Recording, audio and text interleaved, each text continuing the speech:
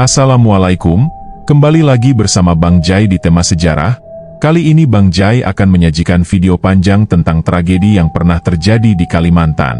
Sembari menyajikan sebuah ilustrasi, Bang Jai bukan bermaksud untuk kembali membahas sejarah kelam, atau menyinggung kelompok tertentu, atau juga membuka luka lama.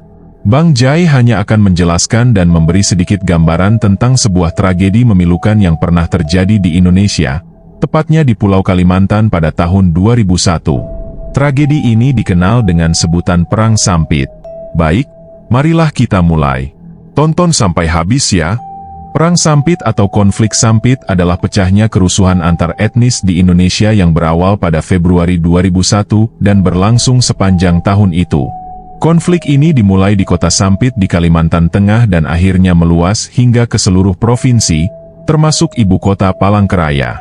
Konflik ini terjadi antara suku Dayak asli dengan warga imigran Madura dari Pulau Madura. Konflik tersebut pecah pada 18 Februari 2001. Tragedi ini dilatar belakangi karena adanya ketidakcocokan antara kedua etnis yang menyebabkan banyak terjadinya perselisihan. Suku Dayak sebagai penduduk yang menirukan adat pahlawan nasional dari Kalimantan, kerap tersisihkan oleh sepak terjang orang Madura sebagai pendatang, yang seringkali dikatakan tidak menyesuaikan diri dengan bumi tempatnya tinggal. Suku Dayak berulang kali harus berpindah tempat karena desakan para penebang kayu yang masuk semakin dalam ke hutan. Belum lagi adanya larangan untuk menambang di tanah asli mereka, juga berbagai sektor perekonomian dan kehidupan yang dikuasai oleh orang Madura. Lemahnya penegakan hukum terhadap orang Madura yang melakukan kejahatan terhadap orang Dayak, sehingga terkesan penegakan hukum berat sebelah. Perselisihan ini semakin memanas karena terbunuhnya seorang warga etnis Dayak yang bernama Sandong yang dibunuh oleh beberapa warga Madura. Sebenarnya kasus ini pun sudah ditangani oleh pihak kepolisian, namun karena dinilai terlalu lambat, pihak keluarga korban merasa tidak puas dan melancarkan serangan ke rumah seorang warga yang diduga sebagai pelaku bernama Matayo, hingga menyebabkan 4 penghuni rumah tewas pada 18 Februari 2001 dini hari. Serangan itu pun menuai aksi balas dendam dari sekelompok warga Madura. Mereka kembali mendatangi rumah seorang warga Dayak bernama Timil yang diduga menyembunyikan salah satu pelaku penyerangan.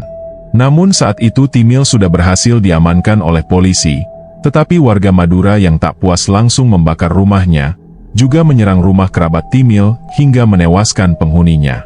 Peristiwa inilah yang kemudian menyulut konflik yang lebih masif antara etnis Dayak dan Madura di kota Sampit.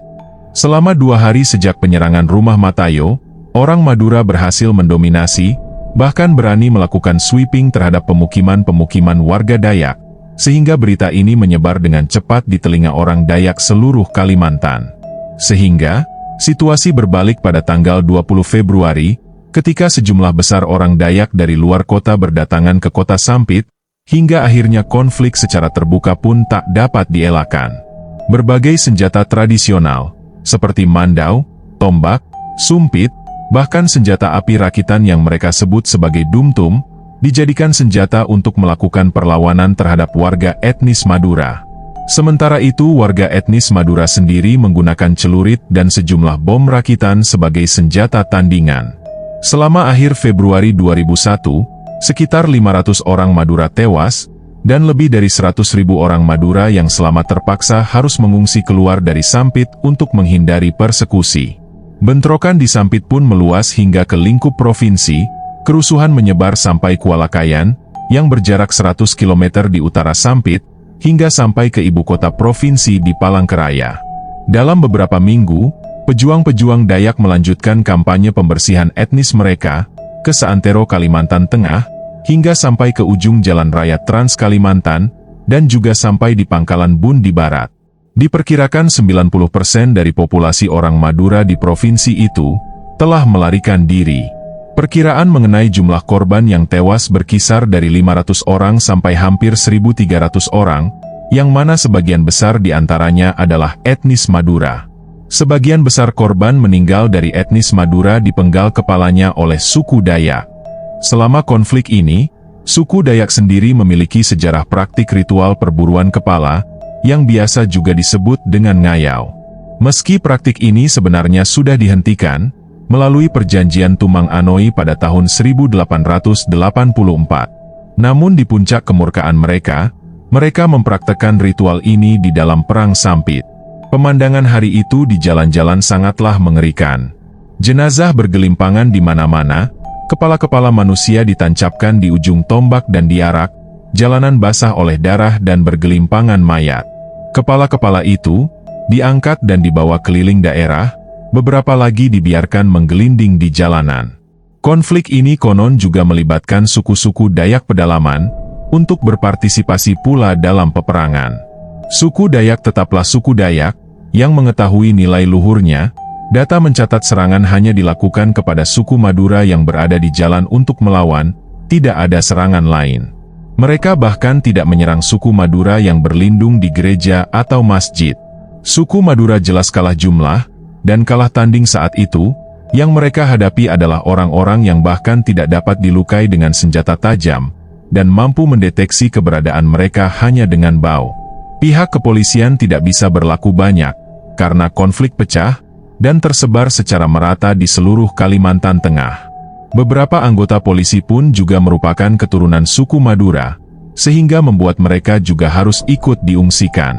Ngeri memang membayangkan situasi sampit kala itu, terutama akan rumor yang mengatakan jika magisnya orang-orang Dayak benar-benar terjadi sangat nyata kala itu. Dari mandau yang terbang sendiri, dan mengincar kepala, juga kemampuan mencium bau seseorang. Hingga sampai adanya rumor tentang munculnya sosok mistis, yang bernama Panglima Burung, yang kabarnya saat perang terjadi para suku Dayak pedalaman melibatkan roh Panglima Burung.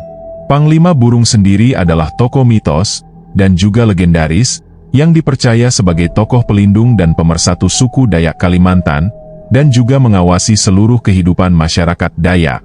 Panglima Burung akan turun sewaktu-waktu dalam bentuk seutuhnya, atau bahkan merasuki seseorang untuk menolong apabila suku Dayak sedang dalam posisi terancam, teraniaya, atau hendak melakukan peperangan. Dalam kerusuhan ini, versi Intel Polda Kalimantan Tengah mengatakan, ada sekitar 1.192 rumah yang dibakar, 16 mobil dan 43 motor.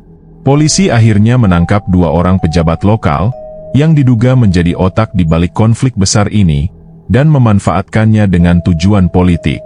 Mereka diduga membayar 6 orang performator untuk memulai kerusuhan di Sampit. 2 pejabat itu adalah Fedlik Acer, yang sehari-hari bekerja di Bapeda, dan juga Louis, seorang pegawai dinas kehutanan. Mereka tidak puas, karena semua pejabat yang dilantik adalah orang yang beragama Islam.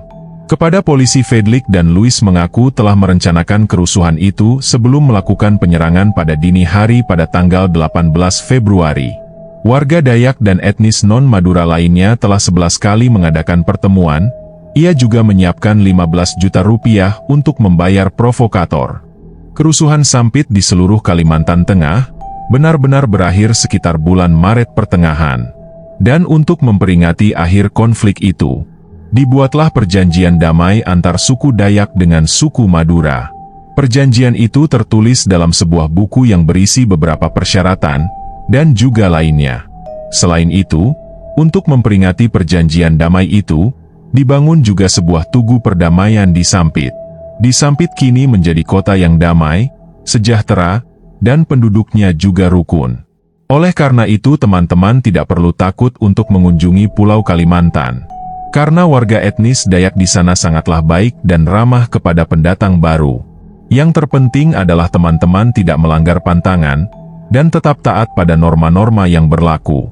Terlepas dari ini, apapun yang terjadi saat itu, kita semua sangat berharap agar kejadian serupa tidak terulang untuk kedua kalinya.